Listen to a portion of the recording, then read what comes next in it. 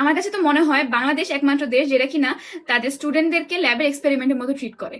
এরকম পুরা দেশ জুড়ে এরকম এত খারাপ এত জঘন্য অবস্থা, তাও আমাদের মাননীয় শিক্ষামন্ত্রীর মনে হয় না যে আমাদের এইচএসসি পরীক্ষাটা স্থগিত করা উচিত। এটা তার মনে হয় না।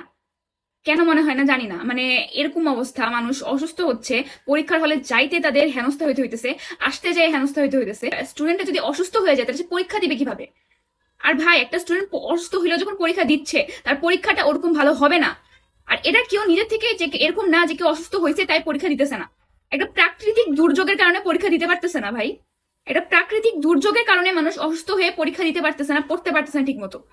যখন রেজাল্টটা দিবে তখন তো শিক্ষামন্ত্রী কিছু আসবে যাবে না। সমস্যাটা তো হবে হচ্ছে যারা পরীক্ষা দিতেছে। যেদিন রেজাল্ট দিবে তাদের কথা শুনতে হবে যে পরীক্ষা কেন ভালো হয় নাই। তখন তো কেউ মনে রাখবে না যে গভর্নমেন্ট কিরকম করছে, কিরকম সিচুয়েশন ছিল, এটা কেউ মনে রাখবে না। শেষমেশ রেজাল্টের সময় যে স্টুডেন্টদেরই সাফার করতে হবে। মানে একদম এক্সপেরিমেন্টের মতো ট্রিট করতেছে স্টুডেন্টদেরকে এখন।